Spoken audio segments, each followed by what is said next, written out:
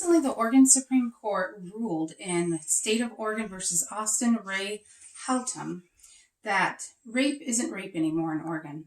They literally ruled that whether a woman consent is in the mind of the rapist. Let me give you some of the facts, which they say were undisputed in this case. The defendant and his 17-year-old girlfriend, or then girlfriend, who was 17 at the time, had had sex the night before. Consensual sex. The next morning, he wanted to have sex again. She said that it hurt and she didn't want to. And then he persisted while she lay there frozen and crying. Then they go on to say, other evidence submitted at trial, including defendant's own testimony, raised factual issues as to whether the defendant had understood the victim's protest and conduct as a refusal. I'm not sure in what universe saying you don't want to do something and that it hurt means that you actually want to do it, but apparently it does in Oregon now. So basically it's in the mind of the rapist, whether you consent or not. So if he's a male chauvinist pig and you're just playing hard to get, then he can go ahead and rape you.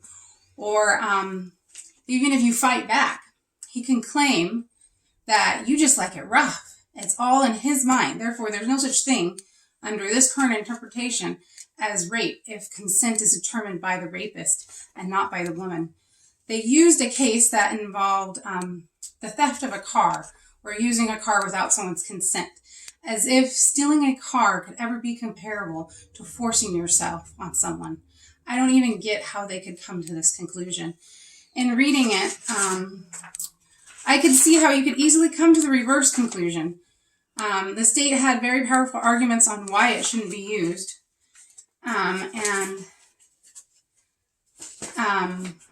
Excuse me, sorry. This case is very frustrating to me. Basically, women have no protection. Well, and men can be victims of rape too. And it's really up to the mind of the defendant. Any good lawyer can get any defendant off with this because it's his mind. It's what he's thinking, whether she consent or not. And clearly, the facts show in this case, she did not consent. And yet they went ahead and ruled this way. Let me just look for the other quote I wanted. And this has a disturbing quote in it. It says, defendant observes in the regard that the act or bodily movement that ORS 163.4251A requires, sexual intercourse, or some other specified sex act, is ordinarily considered natural and mutually desirable, and is made criminal only when the other person does not consent. This is opening the door to eventually getting rid of the age of consent so that children, because it's mutually desirable and natural. So I could see this in California. They just recently passed a law to get rid of, or to lessen the penalties for an adult who engages in sexual acts with minors. I haven't read the specifics on that. I've just seen the headlines. That's a disturbing trend that we have going on here. But according to the Oregon Supreme Court, it is up to the defendant to decide whether you consent or not. This has got to be fixed. The Oregon State Legislature needs to immediately go in and change the statutes to clarify that it is up to a woman to decide whether she consents. It is not up to the man, and it never ever should be. And the Supreme Court clearly had made up their mind before they even read it, because they kept saying, oh, you could interpret it this way. And I could clearly see other ways to interpret it so you would not come to this conclusion. As a former lawyer who went through studying things like this in law school, I never did have an appellate practice, and I can't give legal advice except for to tell people to see a licensed attorney, preferably one who's passed the bar.